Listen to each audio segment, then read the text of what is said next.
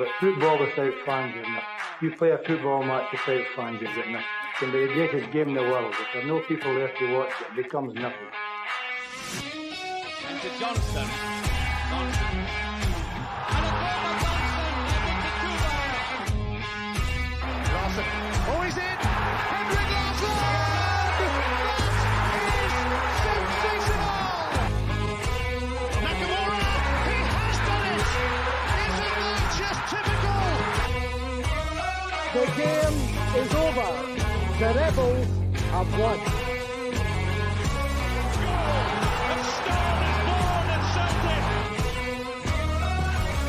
Champions, that's who we are.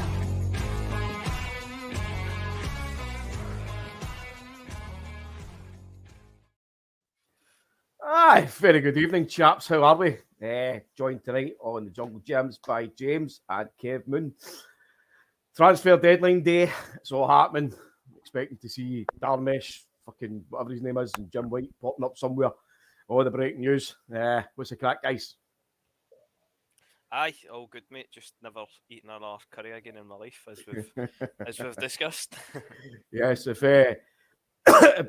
by chance young James projectile vomits all over his screen, it's a plan. Don't worry. Yes. Yourself, Kev, how's things, mate? Aye, all good, mate. All good. Just looking forward to a game tomorrow again and getting back to Celtic Park under the lights. It's always a good wee night, and just to bear 154 wins to take a language. So, aye, just 154. Aye, just to bear 154. You'll be walking into Celtic Park with the Pied Piper. No, I know. But it's all good, mate. It's all good. Aye, so I'll jump into it. So, so obviously tonight we're going to quickly talk about the Dundee Utd game. Obviously we won 2-0. As we said already, transfer deadline day, so we've got a few bits and bobs to talk about there. Tomorrow, Livingston. But the last 5 or 10 minutes, the most recent departure from Celtic has been confirmed, and that is Oliver Abelgard, or Abligord, as he was getting called. He's gone to Hellas Verona in Italy. Yes. So, aye, another one at the door. Another one that probably had to go. You know, he wasn't doing anything in the squad. He wasn't party anything. Well, on the pitch as such. Don't know what he was doing off the pitch, but certainly he wasn't going to contribute too much. So it's good to get another one off the board, if you want to call it that.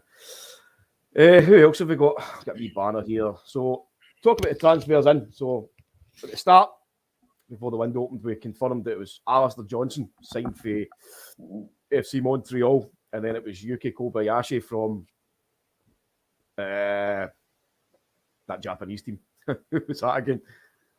I can't mind who he came for.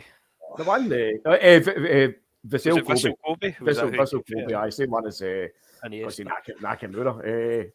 Kyogo. And then it was Tomoki Awata, and obviously, most recently, guy that made his debut on Sunday, Oh Hyung Gwyn, or however you say it. Confirmed out so far is Scott Robertson. He joined Fleetwood Town, links up with Scott Brown. Juranovic went to Union Berlin, and of course, as we've just said there now, Oliver Abelgard has completed his move away. So, start with yourself first, Kev. Are you happy with the transfer window? Are you happy with the squad? Is there anything you would still kind of like? I know that earlier on, and just pretty much say that that's business complete. There'll be no more incomings. Whether that's a ruse, whether that's a fact, I don't know, but I probably tend to believe him, because I think we were probably going to be trying to make the other South Korean striker Cho the final incoming. Doesn't look as if that's happening. So I think that probably will be business done for Celtic in terms of incoming transfers. We'll probably see maybe one or two going. I know that Giacomakis has pretty much just been waiting on being announced. I think it's reported that he's going to Atlanta, the MLS, and I think as well Adeguchi possibly might be on the way out back to Japan. Yes, and I've just picked up there as well in the last couple of hours as well. They're talking about possibly a loan deal for Big Welsh down to Sheffield Wednesday at the end of the season. But I'm not a great fan, but I don't think we have the cover to be letting him go. I think you really need 4. I think you really need the 4 at the back here with Big Jens been away, you know. So I wouldn't let him go. That's just the name that literally popped into my head there, mate. So obviously, Big Moritz Jens, he went back on loan. He went back to his parent club, which was Lorient, and I think he's away to Schalke. Is that right? Aye. Joined Schalke. So I'm a bit disappointed in that one. I was quite keen on the big fella, so a wee bit disappointed in that. But he was only here on loan anyway, and it's obviously the loan deal's been cut short. But that's football. That's the way it goes. Aye. Did you see that one coming yourself, James? Obviously, Jens did play a big part in the first team since the start of the season. Obviously, Starfelt picked up an injury and he was out for a prolonged period. But then as soon as Starfelt came back from injury, we basically never heard from Jens again. Never saw hiding or hearing. I think our best two our best centre-half pairing, it is definitely Carter-Vickers and Starfelt. Jens was cracking cover, don't get me wrong. I'm surprised to see him go back as well. Obviously, as Kev says, if we're going to let Welsh go on loan as well, then I wouldn't be doing that. I'd rather see us keep at least one of them for the cover. I think we could be leaving ourselves a wee bit short, a wee couple of injuries in there, and we're struggling again. I think the beauty of Postecoglou's signings is that if you look at kind of everywhere all over the park, so you look at the forward players like Abada, for talk's sake, he can play right-hand side, he can play through in the middle. You've got Maeda, who can basically play across the front three. Kyogo, who can move wide if needs be. It's the same in the middle of the park as well. And you look at the guys like Awata, for talk's sake, has come in. I know he's kind of touted as a midfielder. He's made his debut as a midfielder, but he's also played in central defence. You've got Alistair Johnson, who's played in a back three. You've got Kobayashi, who's come in as well. You've got Bosun Lawal, who's been kind of more prominent now in the first team. He's come in, made some substitution appearances, been on the bench. So I think, as I say, you look at Postecoglou's signings, the kind of players that he's bringing in. He's bringing in multifaceted players. It's not just guys that are rigid in one position. So this could be his kind of plan. Do you know what I mean?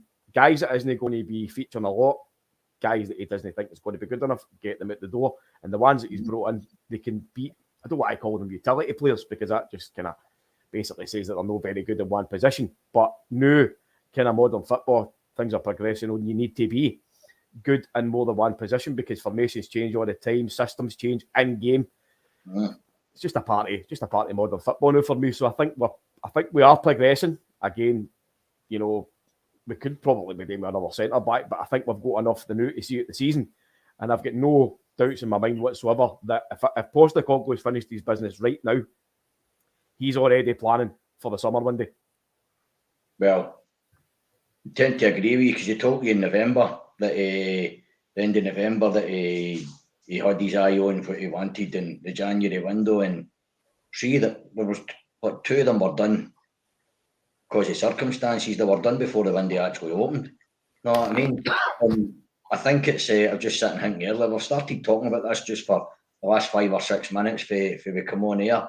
Usually on deadline day, you're sitting saying, I see his efforts would spend a couple of bob. We desperately need this, we desperately need that. I'm sitting here like pure chill. No, I'm delighted with the squad. Of course it could be better. Every squad could be better. Every starting 11 could be better. But we're sitting here quite contented and quite comfy with what we've got and how we're sitting. If you're going to look towards the summer, for me, I think what you really were, and I know it doesn't affect us too much in Scottish football because of the amount of possession that we get in the ball, but I really think we need and I'm not saying kick Joe Hart out, I don't mean that because I like a big man, he's bought into the club and ethos of it, but I think we need to, whether it's a backup to Hart or Hart becomes their backup, I think we need another quality keeper in there in the ranks. I think we need somebody as a bit of backup for a wee guy who wasn't keen in, and now I think the world name's Greg Taylor.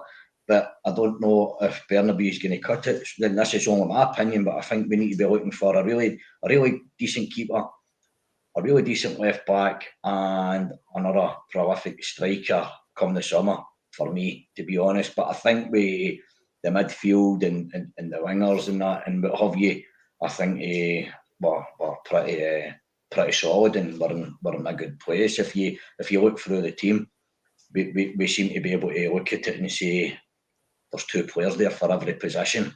And there is versatility there, because I said last night to some of the guys when I was talking about it, when you look at the striker situation, it's always going to be Kyogo. No, I'm okay, Paddy, a big fan of GG, you know what I mean? But it's just not happening. And he brought Owen. He's a young boy. See if anything happens to Kyogo, he's putting an awful lot of trust in him. I know Maeda can switch and go in there as to play in a flank as well. But, you know, if you're trying to pinpoint maybe a wee bit of, no weakness, but where you could be doing a wee bit more backup, I would say a left back, a keeper, probably a striker. I think midfield and the flanks were sitting there with abundance and quite a good, with quite good ability. Competition for places in it, but that's the 3 sort of places where I would be sort of a pinpointing in the summer. Well, sorry, James, just about in there, mate. Obviously, first and foremost, thanks for all the comments, everybody. I just had to kind of bring them all up there. They were flying through, so bring them all in, keep them all coming. Let us know what you guys think about the team, think about the transfers. What kind of positions do you think that we still need to alter, upgrade on, whatever? There's a comment there for Sean the Mac, James. I'll just bring it up. I'm happy with the team for domestic football, but are we strong enough for Europe? It's a kind of hard one to say, innit? Because, I mean, we could go out and sign in our couple of players. If we're going to go into the Champions League, it really all depends on the group, doesn't it? I mean, you look at the group we had this year. Could we compete with Shakhtar Donetsk? Aye, we probably could have got third after them, definitely. But I mean, apart from that, I mean, realistically, third is probably realistic, depending on your draw. But I mean, how competitive are we going to be against teams in pot 1 and pot 2? We could go out and spend 5 million on a striker. Is it really going to make that much of a difference in the Champions League against your Real Madrids of the world? I don't know. But aye, if the transfer window was to shut right now and Welsh was to stay, then I think I'd be happy. But I think if we were being greedy, I would like another striker. And then, as Kev says, I've said on here before, maybe about looking for a new keeper in the summer. And I'd like to think that Bernabeu will maybe kick on the second half of the season, but I'm not convinced myself either. But I'd give him at the end of the season to see what he can do, and then maybe revisit it again in the summer. Well, I mean, the question is a conundrum, but it's a good conundrum, because if for talk's sake, Giakoumakis leaves and he does join Atlanta in the MLS, which that appears as if it's likely. I know he's done a medical for Urawa Reds, and then the American team came back in from. That leaves you, Kev, again, as you said, with Kyogo up front. He's going to be Angie's man. He's the focal point in the team. You've then brought in 21 years old, first foray into Europe. He's young. He looks a big bit of a laddie, by the way. He looks kind of. It looks as if he can pretty sell a bit of it. Aye, he does, mate. Don't get me wrong. I never actually saw the second half of the game, so I'm kind of going to be relying on news for when it comes to that chat. But I did see a wee snippet of him, and he looked aggressive enough. He looked as if he's not going to shirk away from the kind of the rigours of Scottish football. But the fact that we've not been able to sign Cho, do you think that that's a big kind of negative? Or do you think we're okay then? As you say, Kev, Kyogo's going to be the man. After that, it's going to be the introduction of Noon again. But other than that, you've got like Maeda, who can play centre forward. You've got Abada, who can play kind of through the middle as well. So you've got 4 players there who can play in one position. Do you know what I mean? Mm-hmm. So we're no really. I get it. I would like another striker myself, but I think we're going to probably revisit Joe again in the summer. And if we don't get him, then we'll move on to another target. But I think, as I say, we've got four players that can play in that one position now, so we're not that bad. But is that upgradable if you're looking at terms of next season in the Champions League, or do you think the team that's played this year? I've said this already at the start of this when the Champions League was on. The team that's played this year will take experience. They'll still be growing as players, and they'll be getting kind of like there's guys that have never played in European competition. There's guys that have never played in the Champions League. So we'll begin it next season with guys that have played Champions League football. They've seen the standards, they understand the step up for Scottish football, playing at a certain level, kind of most weeks, and then making a massive jump up into Europe, playing against big boys. James, you were talking about Shakhtar. Look at the guy that ripped us apart many an occasion. He's away to Chelsea for 70 million, the boy Mudryk. Absolute world-class player, or at least he's going to be. You know what I mean? But as I say, Kev, these guys are going to be getting into next season if we keep the kind of nucleus of the squad. We all that experience. And it's a young squad too, Paddy, you know what I mean? There's a lot of young players there in our squad as well, and they will be better for it next season, innit? But to answer the second part of the question, are we good enough? I don't think we'll ever be good enough, because there's levels, and there's certain levels in the Champions League, as James says. Third place is that's where you're looking at. You know what I mean? First and second, you can give Real Madrid a run for their money there for an hour. The experience told they got the chances and they took them. We had the same chances and never took them, or it could have been a different game.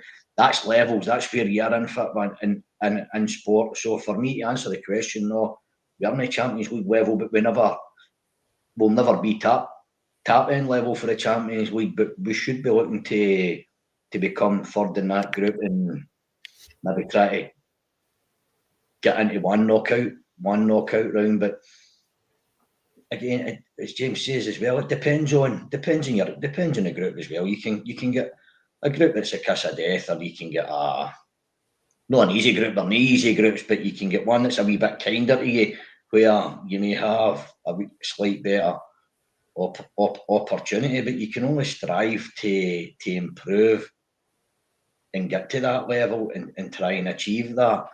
But you're limited with funds, and that's just the way it is in Scottish football. I think one of the biggest issues for us, even try to take up to the next level, with even wages to try and get that wee bit of better calibre of player is sitting there with a squad with about 38 or 42 as well. We need to get a hell of a number of players off our books as well.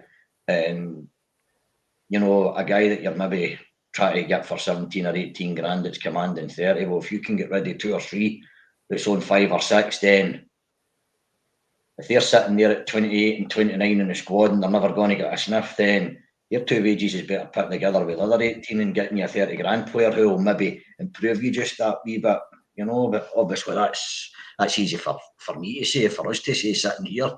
You know what I mean? Thinking outside the box, that's down to the powers that be, how they manage these things and run it. But I think we're very top heavy in the squad, don't we? Oh, aye. I mean, you still look at Gucci, for talking sake. I think Ange's kind of had a wee bit of mind games a day with the press in terms of that. I think he was asked a question about Gucci as well, you know, and somebody say that there he says it's not really masterminds are sitting here on, you know, he's can kind of use your imagination.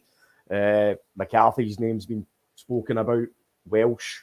Other than that, I mean, I don't really think that there's too much deadwood left now, Kev. I know kind of a few months ago you could have looked at 5, 6, 7 players, but that's dwindled a wee bit now. Obviously, Juranovic is gone. He's gone for the first team. Giacomakis has gone by the comments. I'll just bring one up for Daniel there, actually.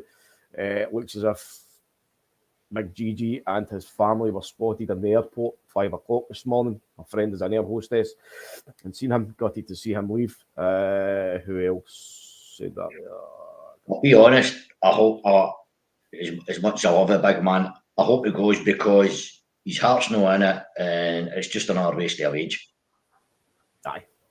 You know? James, what's your opinions on specifically the Juranovic exit and what appears to be Giacomakis now, mate? Giacomakis one, I think I'm sadder to see Giacomakis go than Juranovic. I'm the same, I know I like big Giacomakis, but I can understand why Giacomakis wants to go, because I mean, we've said it umpteen times, we always think he's going to start a game and then it's always Kyogo's getting the nod, and he kind of getting 20 minutes here and there, just kind of for the window opened and stuff like that.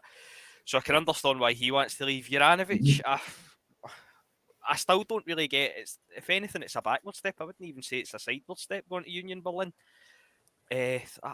I dare say he will be on a better wage, but I can't see it being massive money. I seen they were linked with Isco today, that team he's played with, and ended up not going through as well. So I don't think they'll be paying mega money. So obviously the Bundesliga is a better league than what we're playing in. But I mean, in terms of like European ambitions and things like that, it's a bit, well, it is a backward step. It's not even a bit of a backward step. It is a backward step. So that one, I'm a wee bit more kind of. I think we could probably get more money for him as well. But obviously that's kind of the Don Mackay rumours and all that come into it. But no, I'm sad to see Big Giacomakis go, but I'm a wee bit surprised with the Juranovic, not in terms of him leaving, but just in terms of where he's actually went to. I think with Juranovic is Juranovic. I think with Juranovic for me is that I think see if he'd abided his time, maybe another 18 months here, and had maybe 3 years under his belt, I think he could have went to a really good level and picked up a hell of a lot better club than he's got. And you wouldn't fault anybody for doing that, but I think for him, he's done it. And it's not even off the back of the World Cup, because it's been getting spoken about for before the World Cup. Mm-hmm. I think he's just done it too early in his career, to be honest. Mm. So Juranovic is what now? 27, going on 28, I think, maybe 28. I know Ange just came out and said, football's a short career, this and that. Listen, you can get that. You can kind of roughly gauge what Celtic are paying in wages now. You could probably guesstimate what other teams are willing to pay. But as you said, James, going for Celtic with domestic ambitions, winning leagues, winning cups, getting the chance to progress into the Champions League, obviously, depending on results if you're winning that, and then going to Union Berlin. It doesn't really seem on paper like a good step, but then if you're looking at it as a kind of neutral note, take the Celtic heat off, you know what I mean? You're going to the Bundesliga. It's a far, far superior league, and you know what it's like. With teams like Dortmund and Bayern Munich, for talking's sake, they tend to buy domestically. They will go and buy. You know what I mean? So if it goes there, that's what I was going to say. He probably thinks he can go again. Like 18 months or 2 years or something. Probably thinks he'll go again as well. I think for me, Kev, as you touched on, that obviously first and foremost, to agree with yourself, James, the one that I was kind of more gutted to see leaving, or who looks to be leaving, is Giacomakis. Big fan of him. Definitely agree with the fact that he never got enough first team football. I know Gus Poyet had come out and kind of reiterated that. Obviously, the manager agrees, said that Giacomakis came to him and said that he wasn't getting enough football. But apart from that, you look at Juranovic, Kev, as you say, he's coming off the back of the World Cup. Then you've got Giacomakis, who top goal scorer, Eredivisie, before he came to Celtic. He was a joint top goal scorer in the league last season with Charles Cook of Ross County. And you look at the transfer fees that we've received from, Juranovic, I think you're talking top tier, 7 million. Giacomakis, it looks to be something in the region of about £4.5 million or something, and this is obviously depending on add-ons for the two of them. So that's a big scunner, because Juranovic could easily have left for 10, 15, 20 million. Giacomakis easily could have left for 10 million, 12 million, whatever. Do you know what I mean? That's the biggest goal for me, is that we've lost these guys. So that's then going to lead into the kind of the tin pot fucking sayings and what's been going on behind the scenes and that, and it kind of resonates, because there's no reason why we should be letting the guys leave for that kind of figure, unless there's something happening behind the scenes, i.e. some absolute bampot has put in ridiculous transfer clauses and stuff like that. Do you know what I mean? But it is what it is, man. But we've replaced one anyway. We've replaced Juranovic with Alistair Johnson. James, what do you think about him so far? I'm kind of torn. I've seen a couple of really, really good performances from him, and a couple that it looks bang average, in all honesty. I like him. I like first and foremost, I think your fullback should be good defenders, and I think he's a better defensively than he is offensively. I mean, you can work on that going forward, but he looks solid for me, which is what I like. So, I like him. Yourself, Kev? I liked him when he stepped on the pitch at Ibrox and he took no nonsense in the first 15 minutes and he went right through one of them on the main stand, and I thought he's got a bit of dig about him, he's got a bit of balls about him, he's in there, first game, and he's fired straight in. I thought, no, you'll do for me, son. As James said, couple of cracking games, a couple of games not so good. I thought he was pretty poor there at the weekend, but he's only here 5 minutes. He's still getting used to everything. You know what I mean? The players and the formations and the manager, it's a whole new way of life and change of life for him coming off the back of the World Cup as well. And obviously he needs time to get settled, get adjusted, make friends, because it's already got to training and that every day and playing your games, but a lot of quiet time and all at night and what have you as well. So, but no, I think he's going to be a good one to come, and I've been listening to some of his interviews as well. And he speaks very well. He's quite a smart guy. He seems like quite an intelligent fella, I know. So I'm pretty hopeful for a good couple of years out of this guy, But as James says, he looks like a pretty solid defender. He's got a bit of pace, but he's got a bit about him, and I quite like that as well. The two of them on that side, I've got a good bit about them now. Him and Ralston, and for the size of him on the other side, we Taylor's got quite a bit as well. That's where Burnaby's no go. But again, he's only a young laddie too. He could be one that you could keep for a couple of years, and he maybe end up being a star too. You can't be too hasty. But no, I quite like Johnson. I know, Kev, earlier on you'd said that you would have liked somebody else to come in at left back, or you would like somebody else to come in at left back. I think I would agree with you, right? Because see if you look at, you see the progression with Taylor, right? Since obviously Ange came in and changed the system, and you saw how Taylor's grew into being such a kind of imperative player in the first team. You see it when he's not in the team, how much you miss him. Does Burnaby fit into that system? Because whenever I look at him, he looks very, very raw, but it doesn't look as if he himself. Obviously, he's 21, right? So he's no anywhere near maturity levels, but it doesn't look as if he's found his positional sense, if you know what I mean. Like it doesn't quite know if he's a winger, it doesn't quite know if he's a fullback. Does he look as if he's going to fit into the inverted fullback system, being able to come inside and be part of a midfield, be part of a centre back? I don't know, because it kind of looks a bit fucking heedless to me.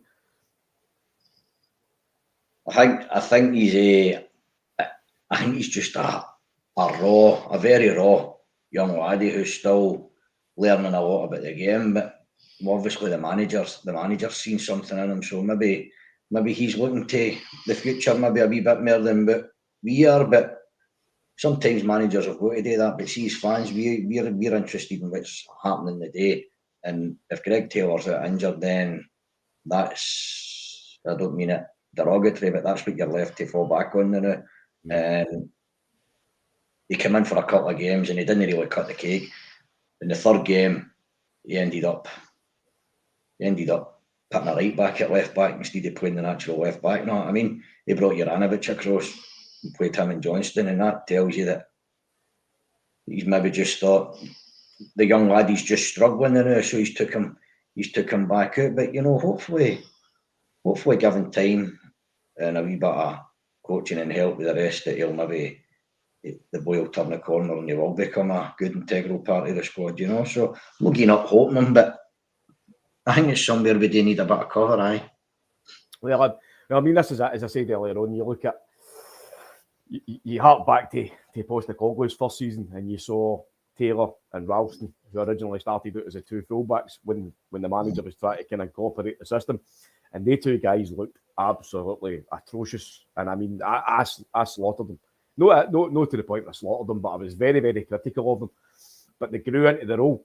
So, I mean, Burnaby's what, 21, 22 maybe? Surely he's going to grow into being an important player for the team. If he gets rid of the daftness, if he gets a bit of tactical nous about him, you know what I mean? There's certainly scope there to develop him.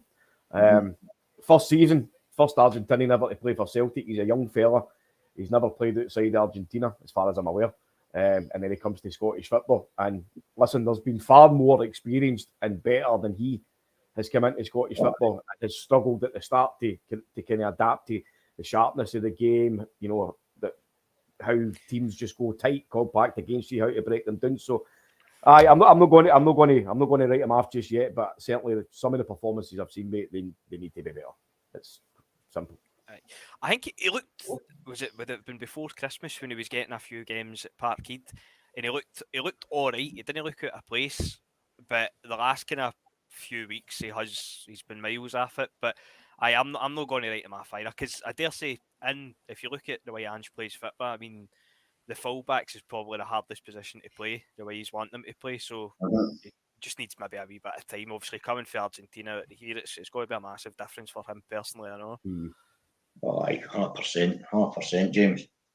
Takes time.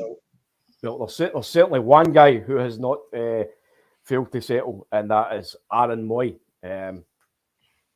I'm just going to say it. Nothing against yourself, James, just in general. I think the guy has been absolutely sensational in recent months. How important is Aaron Moy to this team now? And do you think that, obviously, I think he's 31, 32 now, so you're kind of, there's questions over longevity. You know, is he a short-term signing? But do you think his qualities and experience could rub off on other players, such as your David Turnbulls, Hatatis? You know, they kind of guys that play in midfield. They're obviously young guys. They could look up to him and see his applications in the game and training. But obviously, we're seeing the benefits of his qualities on the park now. But do you think we're going to see it off the park as well, Kev? I would like to think so. With the experience he's coming with, and you know, he's played down there in the Premiership for a couple of clubs. He's been to the World Cup. You see, he's 32. He's a bit older, and he's a bit wiser. So you'd like to think that he's one of the elder statesmen in the dressing room, along with guys like Joe Hart. I mean, I've never thought that Joe Hart is an amazing goalkeeper, but he seems to have a presence, and there seems to be a respect for him as well. That he has had quite a distinguished career at the top. Again, and I think it's vitally important for anybody coming to Celtic. I've already said that a couple of times, but he again as well, he's bought into the ethos of the club as well. And when you get the older guys like that, it must be great for guys like Bernabe and guys like O, and all that, coupled up with a man who is going to come and be labelled a complete legend as a Callum McGregor. And if you actually think back a couple of months ago, you know, I'm not his biggest fan, Jamesy Forrest, but Ange says that he has a massive influence in there as well, because he's been there so long and come through the ranks, and that's important. And I know I'm digressing a wee bit, but that's important for these younger players as well, and that we keep nurturing Scottish talent and keeping them there as well. You know what I mean? Because these are the ones that these other people. Just to tap into that comment as well.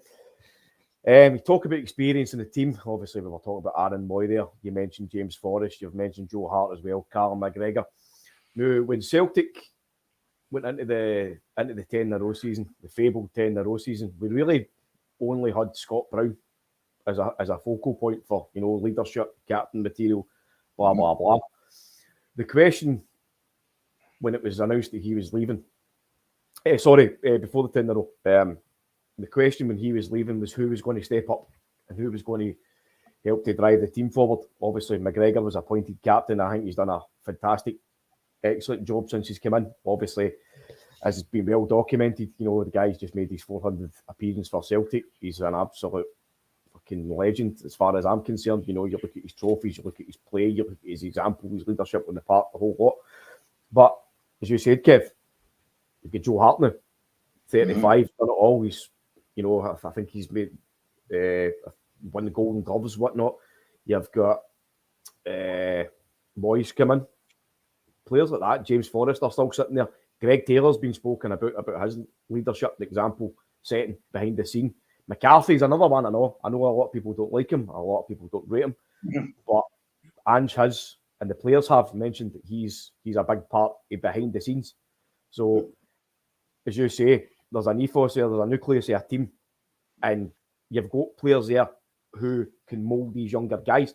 So Aaron Moy, for talking sake, I know O'Reilly's not really hit the same heights as he has last season. He's not really playing the same because Aaron Moy's playing out his skin. But O'Reilly can learn off Aaron Moy, as can David Turnbull. These two guys that are only getting so much game time. Obviously, how important is that to have players there that you can look up to, set an example, show what it takes to kind of reach top levels? No, that's the way that's the way it needs to be to try and make people realise that the size and the magnitude of the club that they are playing for. And it was Angie Sell that answered the question for a reporter a bit for us when the reporter had mentioned to him about he's not playing that often and do you see him hanging about? And his words more or less were, it's not just about playing. It's about the effect you have in the dressing room and the training ground. And this guy's been about Celtic all his life. He says, that's invaluable. Now, I would never think of that as a football fan.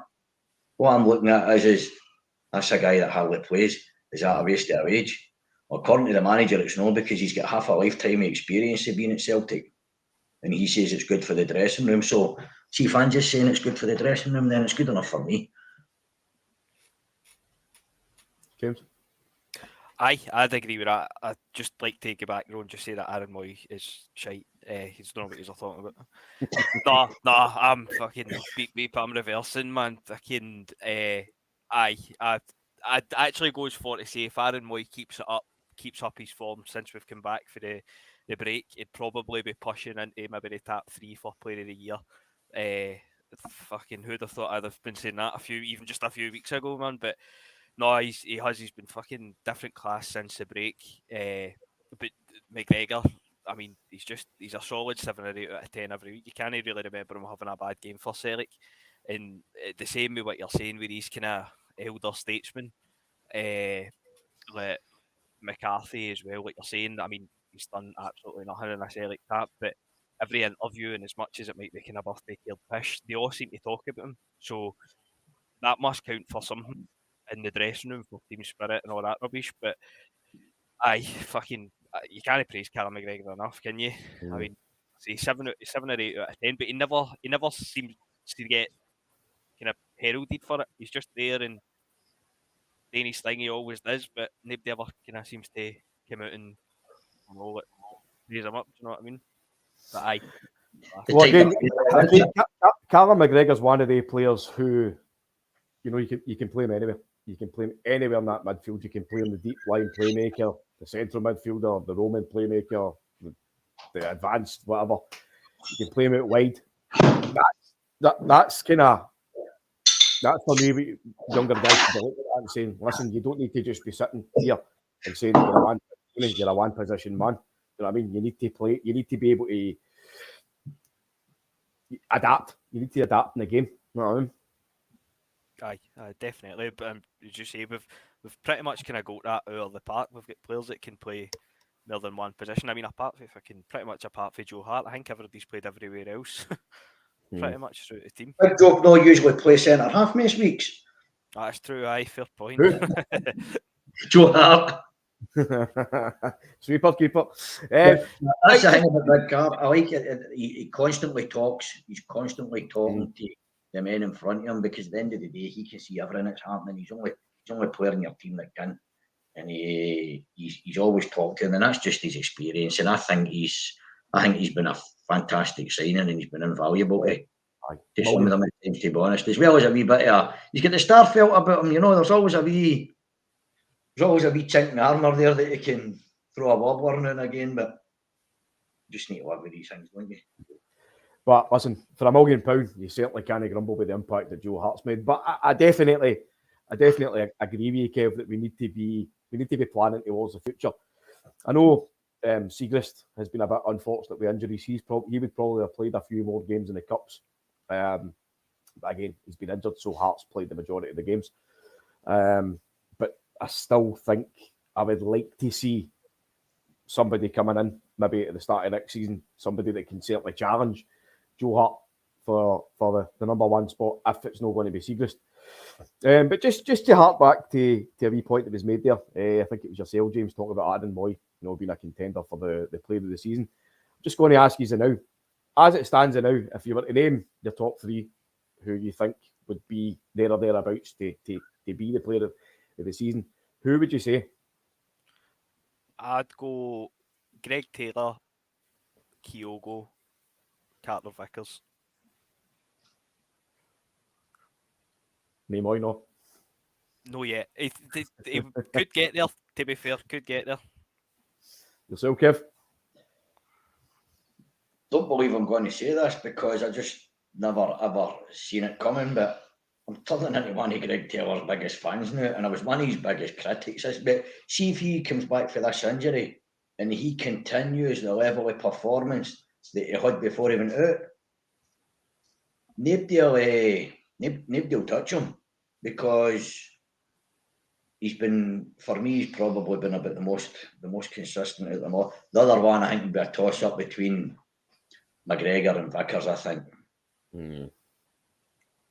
It's hard this year, isn't it, man? Because Taylor, Kyogo, and then a toss-up with McGregor or Vickers. I mean, that could be harsh on somebody like Kyogo, because if he keeps banging the goals in the way he's gone as well, then he could potentially be looking at him. It's going to be interesting, the second half of or what's left of the second half of the season, just to see, because you could look at 4 or 5, no problem. But I don't believe I'm getting blamed for somebody going and getting myself a beer, by the way, Alan.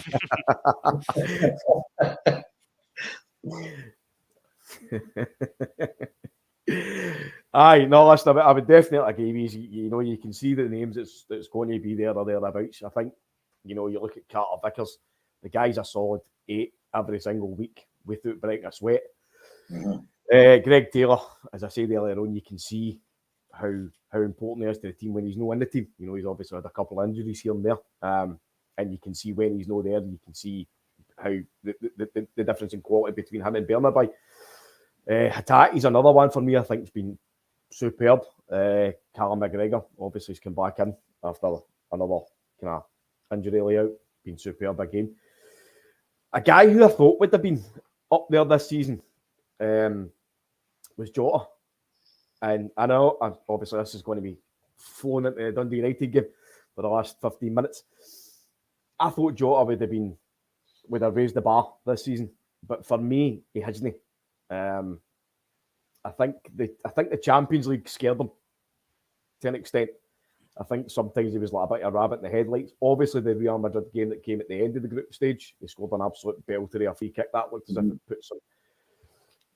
It gave him a bit of a lift, showed him that he could do something on a big stage. But again, he's been kind of stop-start. Maybe that's down to rotation, injuries, whatnot. But certainly against Dundee United on Sunday, James, I thought he was top class. The bravado was there. He was taking players on. He was trying the silky moves again. The haircuts are shocking, by the way. The haircut is terrible. But, it doesn't matter what he fucking looks like. It's what his feet do. Well, saying that, it does matter about his haircut, because what a fucking goal he scored. The worst angle ever. Aye. There's a goalkeeping error, though, according to fucking Andy Walker.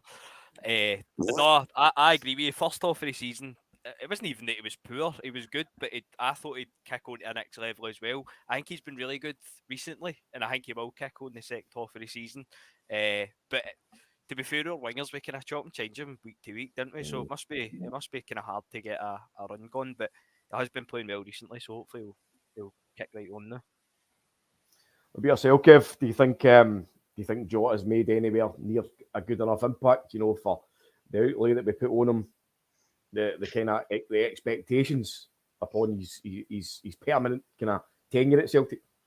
I think we expected. Personally, I just expected him to continue going the same way he did last season. But see, the same token as James says, I mean, you're looking at a squad rotation and that, but he got an injury as well. And when he's come back for his injury, he's not been great. But then again, the manager just told you last week, you see a different player now. This is him. He's match fit now. He's been back at 90%. Now, if that's true, then the proof was in the pudding at the weekend, because he was back to the Jota last season. Whether that's Ange defending him, we don't know. But we certainly look more like the player for last season. But again, like every player, some guys need to be playing every week to keep their levels of consistency up, whereas there's other guys who can come in and out of team at the drop of your hat and turn things on. I think wingers is one of the kind of positions, isn't it, Kev? Because it's always been said a winger is a confidence player.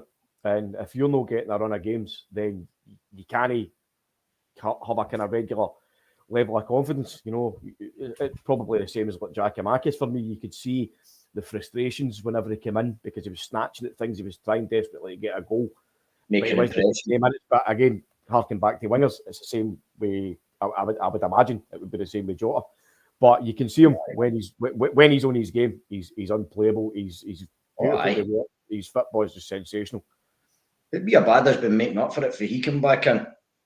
He's been good. He's been good. Playing really well now as well. And I'm looking forward, and it happened before the Haksabanovic as well. He's another player who seems to need to be playing regularly as well, because when he started getting his wee run, he was starting to perform. And I like the fact that he likes to run at people. He's not scared to take them on. And I think that laddie is going to have a massive future for us in the next couple of years. I really do. I've got really high hopes for him. But you know, he can hardly get a kick at the ball now because he Moy. But you know, when O'Reilly off the boil a wee bit this season as well. But what you need to remember with some of these guys is that, and I know you need to be versatile, but when Callum McGregor was injured, guys were playing out of position. That midfield trio, they were all chopping and changing when the captain was out as well, and that's maybe why O'Reilly's just not performed at the same levels because the position get changed. Aye, do you know what? I totally agree with that, because just obviously when you're saying that, it's kind of recalled a few memories. But obviously when McGregor came out the team because of injury against Real Madrid, you know, Ange did kind of change the system, and he went to a 4-2-3-1 at times, and the two guys in the middle of the park was obviously two with younger players, and that was O'Reilly and Hatate. A couple of times I actually saw Hatate getting the ball, and it was almost as if like, he was making that movement where he was looking for McGregor or he was looking for the other guy in front of him. So they guys have come into Celtic and they've been used to playing as a midfield trio, and they've not played anything else. And then obviously circumstances change and they've got to adapt and get used to it. And I don't think they did. I don't think they did it as well as what was expected. But again, that's down to experience for me, because O'Reilly's a young guy. Hatate's still young in his football career, because I know he's been a university player, so he's only really been a professional for maybe two, 3 seasons maybe. But you definitely see the importance of like McGregor coming in, Moy coming in, and it just backs up. It just makes everything gel again. It brings in cohesion. The wingers again, James, we've spoken about this before. Maeda has been very, very good since the World Cup. I know obviously kind of early on in the season there was a lot of talk about him being technically ineffective, no being very good. A lot of people weren't happy with him, but I've seen it myself. I've seen it at Celtic Park at the start of the Celtic warm-up before obviously the game kicks off. You can see Harry Kewell, who's obviously the coach, you can see him coming in and he's working one-to-one with Maeda. You see him doing me-1-2s, just kind of linking up, passing, move, just walking about, talking to him, just walking about with the ball, do you know what I mean? So you look at the wingers, Harry Kewell could be influential for Maeda, Jota, Abada, you know, guys who have got big futures, guys who are, they've got big parts to play for Celtic, and they are game winners, game changers, do you know what I mean? So obviously Haksabanovic is a player who could come into that fold and all, but he's on the peripherals now, but that's mainly because of injury and he's come in later on, obviously, other than these guys. But are you quite I want to say excited? Are you excited for the future under Postecoglou with these guys being in the squad? Aye, it's just shite that we can only play 2 wingers a game, innit, man? Because I'd like to see Haksabanovic get... Saying that, we've got 5 subs, mate. We can play them all. Well, true. No, because I'd like to see Haksabanovic get a run in the team as well, but I think I don't think you can really drop any of the wingers that are in the new. As you say, Maeda looks a totally different player. In recent weeks, Harry Kewell's been massive for him. He's doing things that you just let that goal at Easter Road. I mean, if that's a couple of months ago, that's getting in the car park. Do you know what I mean? He seems a lot more composed now. But Haksabanovic, it's hard, isn't it? Because I'd like to see Mary the Ball, to be honest with you. I don't think you can drop Jota. Abada seems to be coming back into form. Haksabanovic, as we say, looks exciting. Maeda looks a different player. So it's a good problem to have, but I wouldn't like to be picking the team. Try to keep everybody happy as well, when you're looking at having nearly 2 players for every position. And that was what I said to you very early in the season, Paddy. We spoke about it a few times at great length, about Giakoumakis. There'll come a certain point where the toys will get through at the palm. They'll be like, I'm out of here. Yep. And it's arrived, and really, you can't blame people. He's young, he's fit, and he's wanting to forge a good career for himself. And if you're not playing, then that affects your international career as well, as you said earlier. Well, see, talking about that, Kev, obviously, you know Postecoglou, right? Postecoglou is very, very good with his words. He'll say what he wants to say in a way that he wants to say it. When all the talk about Juranovic leaving, for me, if you look at the timeline and his comments, he's spoken about, Juranovic being a model professional, this kind of thing. And then obviously when he left, he says he goes with the best wishes, great guy, blah, blah, blah. But whenever Giakoumakis' transfer has been rumoured and spoken about, there's been comments for Postecoglou that's been the flip side of that. It's almost, obviously no aimed directly at a Giakoumakis question, but kind of run about the same time as these questions. It's almost like, well, do you know what? If you don't want to be here, there's a big door there. More or less saying, you can fuck off. Do you know what I mean? So I think possibly reading between the lines, it's maybe the fact that Juranovic is asked to leave and that Giakoumakis has told him that he's leaving if he doesn't get this. Aye. It's a hard one, isn't it? No, I mean, you don't know what happens behind closed doors. You'll never know 100% what the real deal is behind the scenes. It's one of the things, isn't it? You just need to dust yourself down and move on. And as much as I love him, and I'd loved him to see him staying for a couple of years, because I think he'd have done a hell of a lot of damage in this league. We've lost a lot bigger, better players than Giakoumakis over the years, know what I mean? And we've lost our Douglases and our Larsons, and you move on to the next one and take things for there, know what I mean? Well, this is that. I mean, one of you guys said it a couple of minutes ago, you've got a very, very hard task to keep every player happy. And as you say, Kev, there's been so many players that's left over the years, over the course of their lifetimes, better players, blah, blah, blah. But, guys like Juranovic and Giakoumakis have done their part for Celtic. They've been part of winning teams, title-winning teams, cup-winning teams. Giakoumakis' goals have won his games when we really couldn't, we really might know have won games. You know what I mean? So they've all played their part, and I suppose the good thing, if you want to kind of look at it with a glass half full kind of attitude, is that we have got good performances out of these guys. We've had success out of them, and we've made a profit. We've not made a profit anywhere near where I think we should have. But again, profit's a profit. We've had good at them, and we can move on to the next ones, as you say. But just quickly, Dundee United, the game on Sunday, were you happy with the performance? And obviously, I'm assuming you were happy with the score. But first and foremost, who stood out for you? James. The two standouts for me was Jota and Moy by a mile. I think I said to you in the group chat that they were the only two in the first half that actually looked like they did anything. And then obviously they've scored and basically assisted each other. The first half was not a great watch, and then the second half we just kind of kicked into gear. We just seem to be motoring through games now, innit? It's nearly like that kind of just ticking the games off stage. The end is kind of coming into sight, so I imagine it'll be the same again in Mora. It'll just be a kind of professional 2 or 3-0, get the job done. But first half dreadful. Well, not even dreadful, that's probably harsh, but just boring.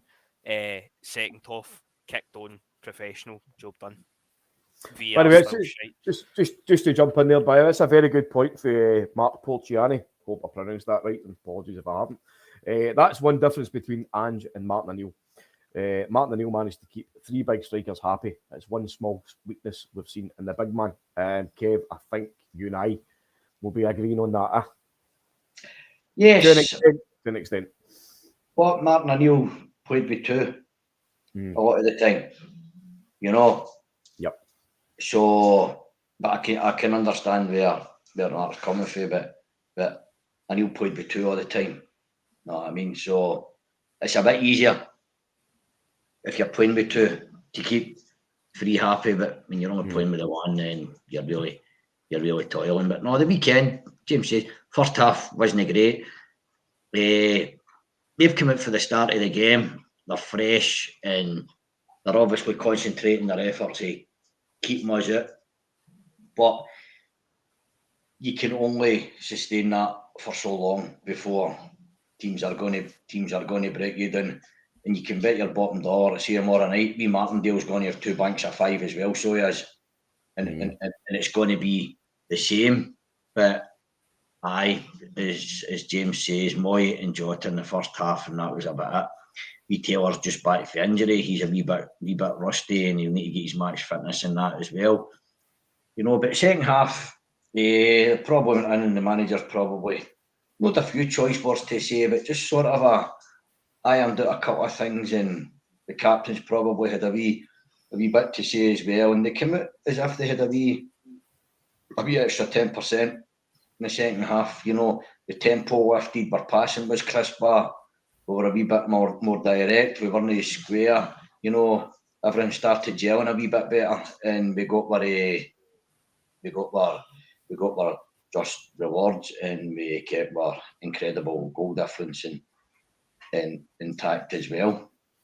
And it'll be the same tomorrow. This Livingston team will be they'll be very well organised, they'll be very well drilled, but it'll be a professional job, and I think we will get the job done. I predicted 3-0 last night when I was on with Big Dell and Hoggy and that. And that's just where I am with confidence in them now, that one of these days we'll come a cropper somewhere. We'll maybe drop something, or we'll lose a cup tie or something, but the way we're playing now in the squad, without being big-headed, I don't mean it like that, but I find it difficult to see where somebody's going to sort of throw a spanner in the works, but it will always happen because there'll be that off day, but I just don't see it happening now, to be honest. Well, obviously, your man that we came up against tomorrow night, David Martindale, he was the guy that the Scottish media looked towards as being our kind of hoodoo manager. Yeah. James Postecoglou was asked a question today about his, you know, the finances of Celtic, you know, how much they've spent, this and that. And then he was asked about David Martindale being having the lowest budget in the league. And Ange being Ange turned around and says, well, aye, we know that, mate, because he mentions it every fucking week. Well, I never swore, but that was me. Obviously, great part for the big man again. He just deals so crisp, so clean. Any bit of media that comes his way, you know, as I say, he dictates the conversation the way he wants it to come out. But are you on the same lines as Kev? Like, do you see Livingston coming to Celtic Park tomorrow and parking the bus? Do you see how do you see the scoreline going? They'll come and park the bus, but I still think it will be comfortable. I seen him yesterday. Did you see him in the paper saying, what was it, if the league was points per pound, they'd be champions? So that's another fucking made up league table we can add on to the list. I think he says, I know, that if he had the same amount of money as Ange, then they'd be top of the league. Something along the lines of that. Aye, just as well it wasn't points per gram. Instead, I'd be fucking 10 in a row champions there. No, but he's fucking a legend in his own living room, the guy, isn't he, man? He only really gets any praise for what he does against us. I know they're where they are in the league, but the rest of the teams are probably apart from Hearts. They all beat each other, didn't they? And aye, it's his results against us at Almondvale that kind of put a light on him, but it's the park, innit? You play that on a grass park, it's fucking never going to happen. The park's equalisers, the guy's a fanny. But again, listen, we shot ourselves in the foot the back-to-back games against Livingston because we played into their hands because, as you see, their teams, mate, they're big guys, they just soak up pressure, and we went to Kyogo basically against 3 big massive cluggers. We did the same the 2 games back-to-back, but then as soon as we won that third game, as I say, we beat that kind of supposed hoodoo, got the monkey off our back, beat Livingston. We've no struggled against them, and we've went to the Tony Macaroni, and we've actually played good football, which we kind of generally haven't done over the years. It's always been a turgid game, a kind of close couple of winners, whatever. But obviously, the game tomorrow is at Celtic Park. It's a different kettle of fish. Livingston, for me, won't be able to cope with the big area of the pitch. Obviously, they'll probably leave that big fella up front. I can't remember his name, but he's a big unit, laddie. He'll probably get left up front himself to go and try and attack Starfelt and Vickers. But, the high line Celtic play, we've got a good balance there because you've got Vickers to combat with anybody's strength. And for Starfelt, as much as he's still got his critics, the guy's fast enough to cope with recovery pace, kind of things like that. So, I think tomorrow night it's going to be all about Celtic and how Celtic apply themselves. We can't be doing the tippy tappy stuff. We need to be getting shots off, pinging them off, getting the ball in, driving through the centre, testing the goalkeeper. But I'm positive. I'm positive going into tomorrow night. Yourself, James? Same as you, mate. I just think, as I say, we're just at that stage now where we're motoring through the games, so I see it being comfortable. Maybe I'll go 3-0, 3-0 comfortable. I think we'll be 2-0 up for half time. That's what I said last night. It was 3-0 as well. But Martindale actually told you himself yesterday. Of course, I'm going. He never actually said I'm going to shut up shop and play two banks of five. But he says, of course, I've got a game plan, and of course, I'm going to be cautious. He says, you can't go to Celtic Park, he says, and play the way Celtic play or the way Celtic want you to play. He says, because he says you'll get eaten alive. So he's basically telling you, I'll be going out there well organised with two banks of five. But that's what you expect to come up against. It's our job to combat that and work our way through it. And I said it last night on the CSP. I think it's 3-0. I think 3-0 as well. We'll get the job done. Look towards the end of the season. I'm being a wee bit greedy here. I'm being a wee bit greedy. Obviously, we would all like to see the league tied up as soon as we can. It'd be great if it was tied up with 4 or 5 games to go. I don't mean it wouldn't bother me. Of course it would. But see if we'd to drop 8 or 9 points then in the last 3 or 4 games, and it was a very small margin you want it to be, then so be it.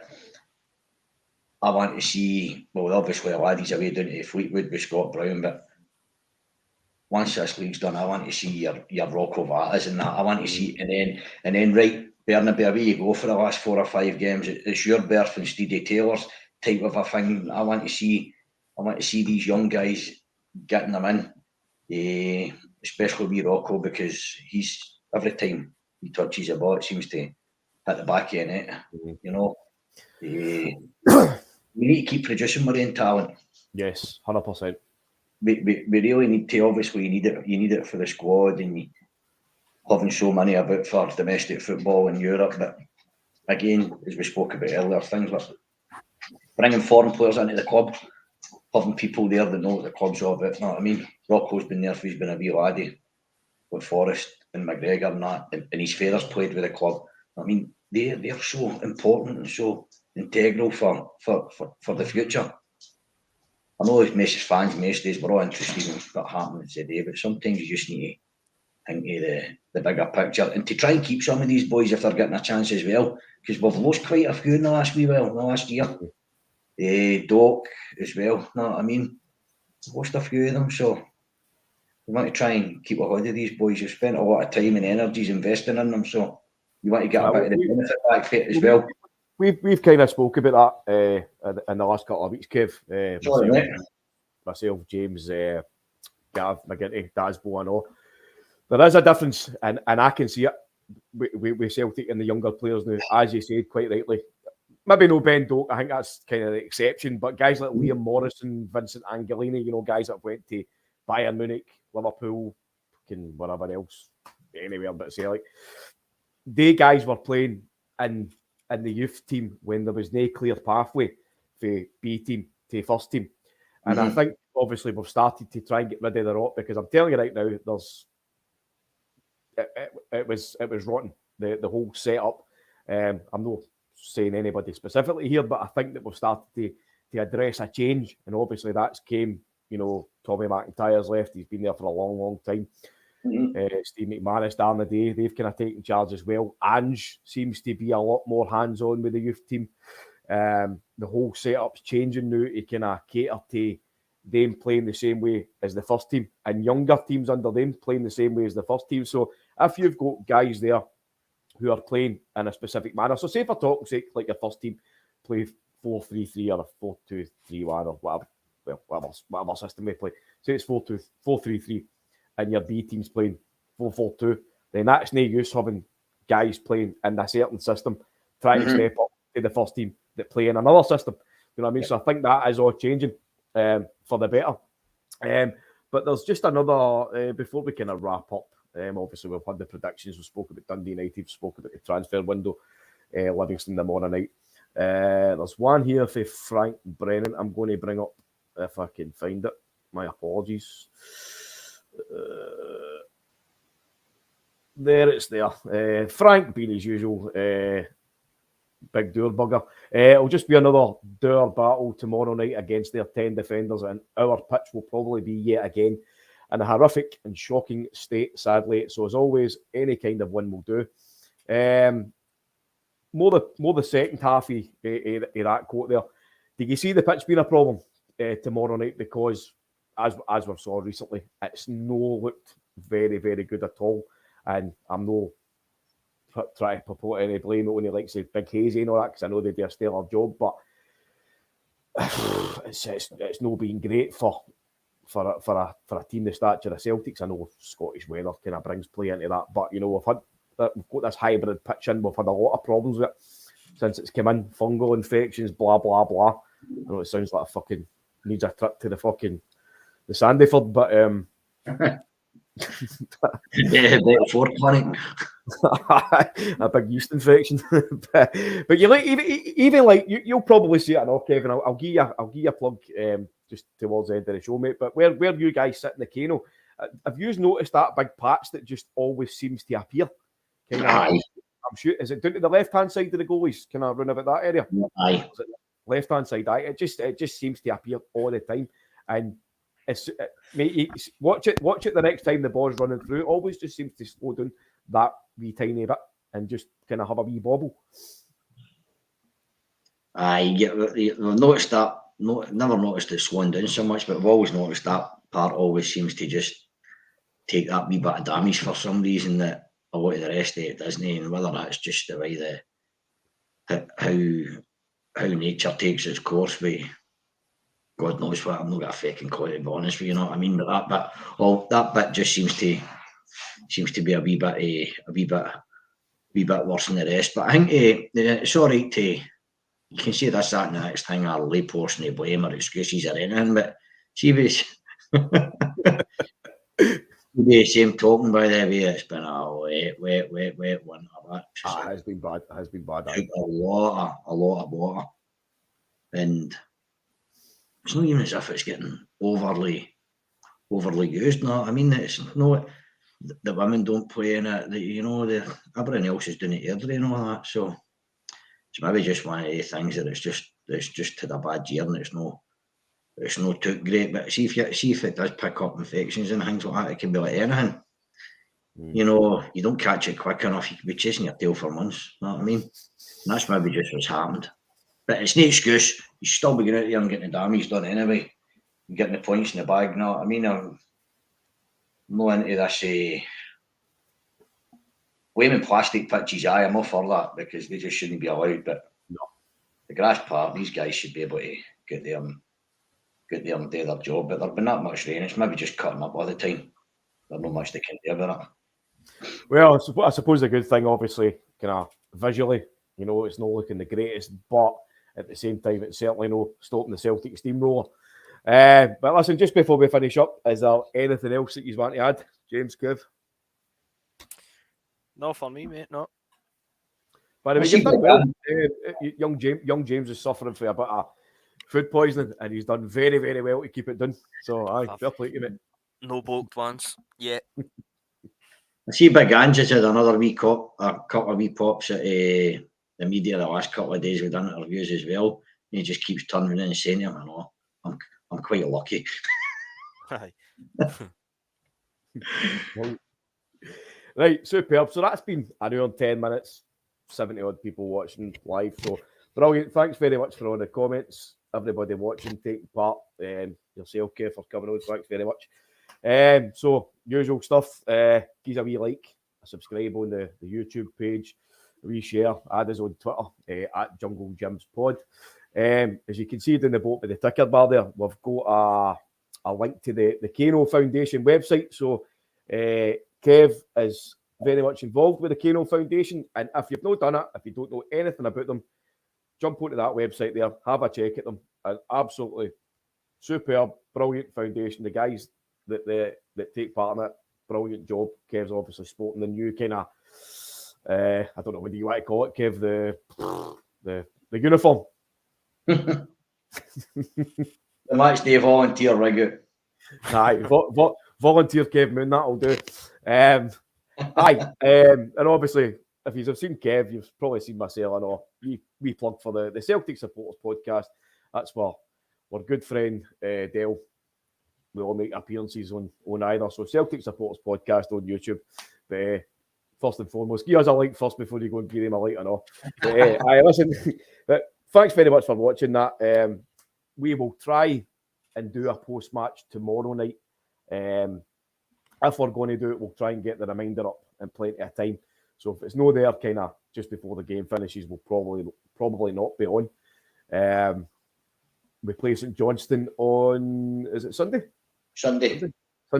We're up in Perth, playing St Johnstone Sunday. So hopefully we will have a post-match for that. And obviously you'll probably see myself and Kev on Friday on the Celtic Supporters Podcast YouTube. So, but as I say, thanks very much everybody for joining in, and we'll see you soon. Thanks for having us, Paddy boy. Good No seeing worries, you, mate. James. Always a pleasure.